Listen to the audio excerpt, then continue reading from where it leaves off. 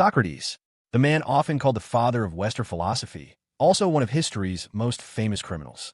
Born in Athens around 470 BCE, he never wrote a single word himself, but through dialogues recorded by his students, especially Plato, he shaped the way we understand ethics, reason, and truth. But his ideas also made him dangerous in the eyes of his city. In 399 BCE, Athens had just lost a brutal war with Sparta. Political tensions were high. People were looking for scapegoats. And here was Socrates, wandering the streets, questioning officials, challenging traditional gods, and encouraging young Athenians to think for themselves. His critics saw him as undermining order. Eventually, he was formally charged with 2 crimes: corrupting the youth and impiety, basically disrespecting the gods of the state. At trial, a jury of 500 male citizens found him guilty by a narrow vote. His punishment? Death by drinking hemlock poison. Instead of fleeing, Socrates calmly accepted the sentence, turning his own death into the ultimate philosophical lesson. It is better to die for truth than live in hypocrisy. His execution shocked many, but it immortalized him. Over 2,400 years later, he's remembered not as a criminal, but as a martyr for free thought whose sacrifice still shapes how we see philosophy, justice, and even civil disobedience today. Diogenes of Sinope. Let's talk about Diogenes. If Socrates was the father of philosophy, Diogenes was its wild, rebellious teenager. Born in the Greek city of Sinope around 412 BCE, his life took a dramatic turn when he and his father were accused of defacing the currency. Some sources say it meant literally shaving coins to cheat the system. Exile followed, and Diogenes embraced being an outcast.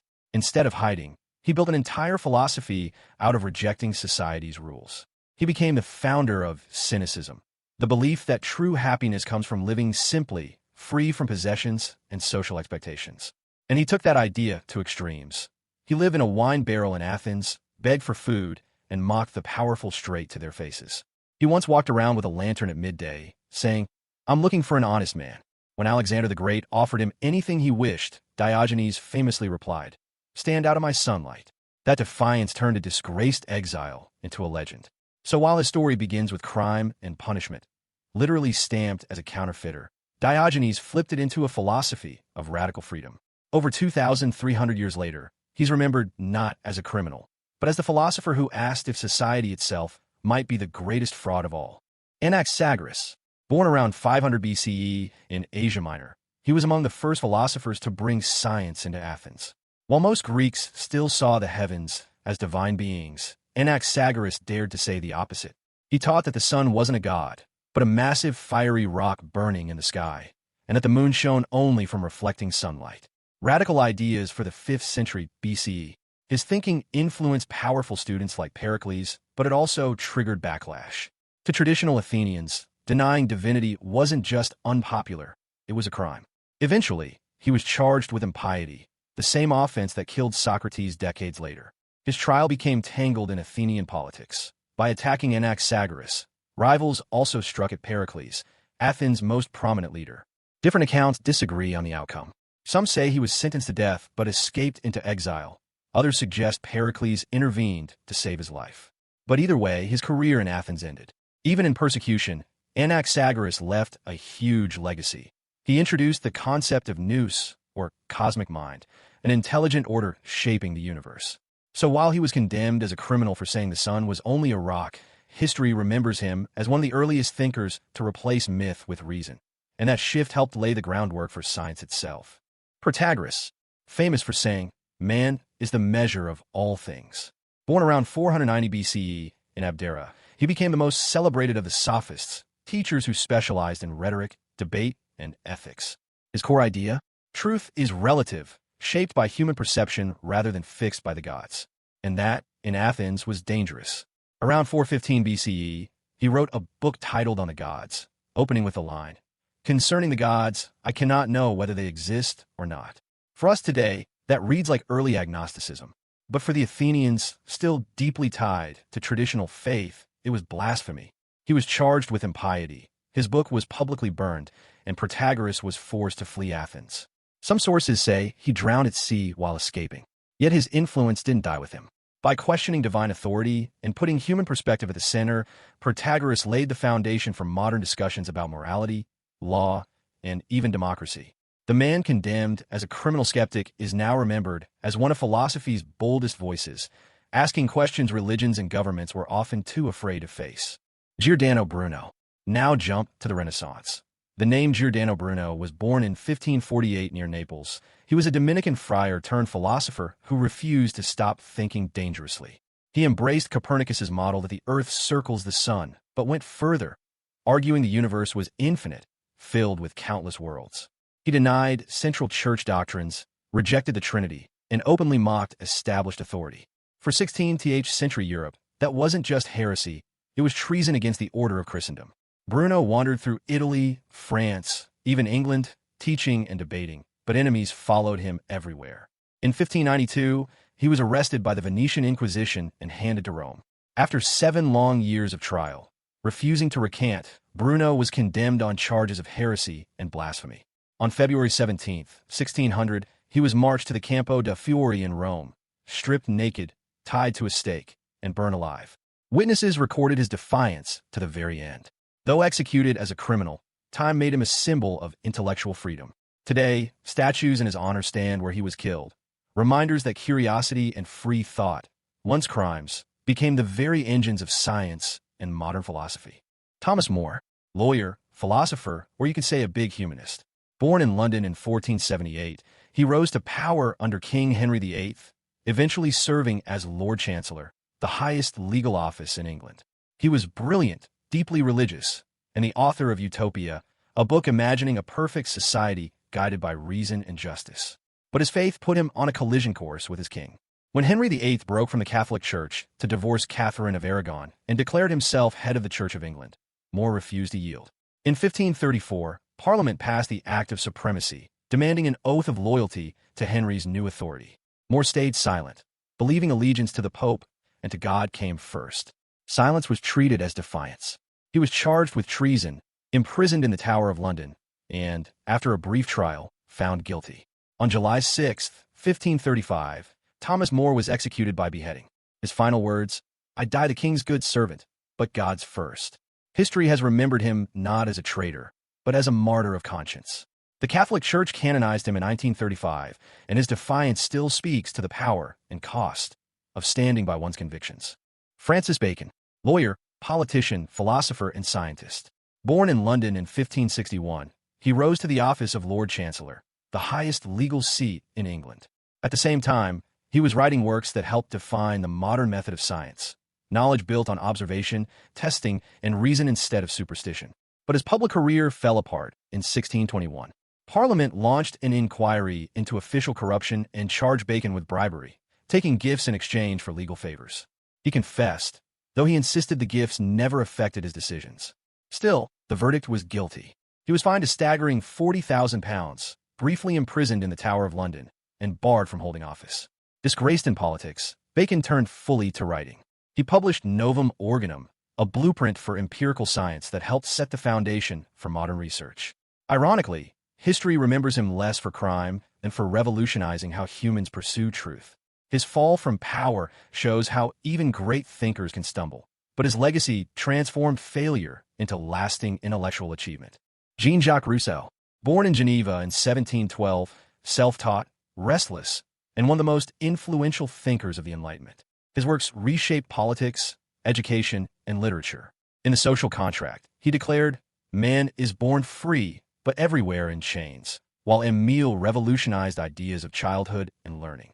But those radical ideas made him a target. In 1762, both books were condemned. France accused him of sedition and blasphemy, claiming his educational theories undermined religion and his political vision threatened authority. Geneva, his own hometown, followed suit. His books were banned and burned in public squares. Rousseau fled across borders, Switzerland, Prussia, even England, living as a hunted philosopher under constant fear of arrest. Exile deepened his paranoia, but he kept writing, producing confessions and other personal works that pioneered ideas of individuality and subjectivity.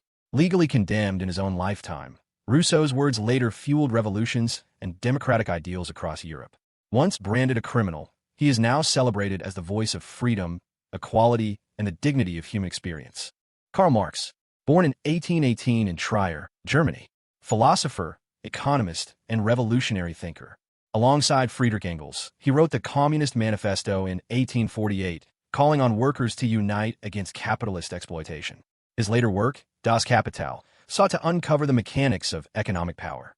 But his ideas weren't just abstract theory. They fueled real uprisings that made Marx a constant target for governments. He was arrested multiple times for radical publishing and revolutionary organizing. In Cologne, he was charged with inciting rebellion. In Belgium, France, and later Germany, he was expelled as a dangerous agitator for subversive activity. By the 1850s, he settled in London, effectively a political exile for the rest of his life. Poverty weighed on him, but he kept writing, producing works that would influence revolutions long after his death. So while legally he was branded a criminal and pushed out of multiple countries, history remembers him differently. As the architect of one of the most powerful political philosophies ever created, whose ideas shaped the 20th century, from the Russian Revolution to debates about economic justice that continue today. Antonio Gramsci, born in Sardinia, Italy, in 1891. A leading Marxist philosopher and co-founder of the Italian Communist Party, he wrote about power, culture, and ideology in ways that still shape political thought.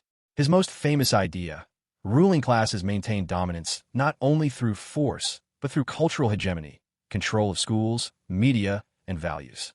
To Benito Mussolini's fascist regime that made him dangerous. In 1926, Gramsci was arrested, charged with revolutionary conspiracy, and put on trial. At sentencing, the prosecutor declared, "We must stop this brain from working for 20 years. Gramsci was sentenced to over 2 decades in prison. His health collapsed in confinement, but his mind did not. Over 11 years, he filled notebooks with reflections on history, politics, and society. These prison notebooks became his most influential work, published only after his death in 1937. So what Mussolini called a criminal, the world later saw as a towering thinker of resistance. Gramsci's ordeal proves that even in a cell, ideas can escape, and sometimes change the world more than armies ever could. Louis Althusser, born in Algeria in 1918, later a professor at the École Normale Supérieure in Paris. He was a towering Marxist philosopher, reshaping how people read Karl Marx in the 20th century. Althusser argued that society's ideological state apparatuses, schools, churches, media, quietly maintain capitalist power by shaping how people think, often without them realizing it. It made him one of the most influential figures in post-war philosophy. But in 1980, his private life collapsed in tragedy. During a depressive episode, Althusser strangled his wife, Helene Rittmann, in their apartment. French courts ruled him not criminally responsible due to severe mental illness. He was committed to psychiatric treatment rather than prison. The event shocked France. To some, it destroyed his reputation. To others, it raised haunting questions about genius, instability, and responsibility. Althusser's writings continue to be studied, though his legacy is forever shaped by the fact that the man known for analyzing power and ideology also carried out a terrible act of intimate violence. Michel Foucault, one of the most cited philosophers of the 20th century. Born in Poitiers, France, in 1926, he revolutionized the study of power, knowledge, and institutions. In Discipline and Punish, he explained how prisons, schools, and hospitals create obedience, not just through force, but by shaping how people see themselves. But Foucault didn't just analyze systems, he challenged them in the streets. He supported student protests and prison revolts, joined radical political movements, and faced police clashes. While never jailed long-term, he had several run-ins with law enforcement in both France and Tunisia during riots and demonstrations. His activism was as confrontational as his theory. Foucault died in 1984, but his legacy is alive in nearly every discipline: sociology, literature, politics, gender studies. To authorities, he was often a social disruptor. To later generations, he was the philosopher who dared to reveal how invisible structures of power control everyday life. Aleister Crowley, born in 1875, dubbed by newspapers as the wickedest man in the world. He was a poet, mountaineer, occultist, and self-styled philosopher of a new religious movement called Philosopher, which taught, "Do what thou wilt shall be the whole of the law." Crowley's radical rejection of morality and embrace of magic, ritual, and sexuality brought constant legal trouble. He faced arrests linked to drug use, fraud, and public scandals. He was expelled from Italy, where his commune was accused of bizarre and abusive rituals, and was watched by multiple governments who saw him as both a dangerous eccentric and a possible spy. Despite, or because of his notoriety, Crowley became a cult figure. Artists, musicians, and countercultural movements later celebrated him as a prophet of rebellion. His life illustrates how philosophy, mysticism, and transgression can blur until society brands the thinker not as genius, but as criminal outsider. Heinrich Blucher, born in Berlin in 1899, the son of factory workers. He became an intellectual autodidact, drawn into radical politics as Germany crumbled after World War I. Fascinated by poetry, philosophy, and revolution, Blucher joined the Communist Party and threw himself into activism during the turbulent Weimar years. His political struggle came at a cost. In the 1920s, he was arrested for his communist activity as waves of violence and repression swept Germany. Disillusioned with the party's authoritarian tactics, he eventually broke with it, distancing himself from Stalinism even while still committed to anti-fascist ideals. Blucher was forced into exile after the Nazis rose to power, fleeing Germany first to France, then escaping the German invasion with his wife, philosopher Hannah Arendt, ultimately reaching the United States. In America, he became a teacher of political thought without formal degrees, known for his passionate lectures on freedom and resistance. His criminal arrest in Weimar Germany reflected the danger of revolutionary politics in an unstable republic. History now recalls him less as a lawbreaker than as a thinker who survived upheaval, influenced generations of students, and stood beside one of the greatest minds of the 20th century.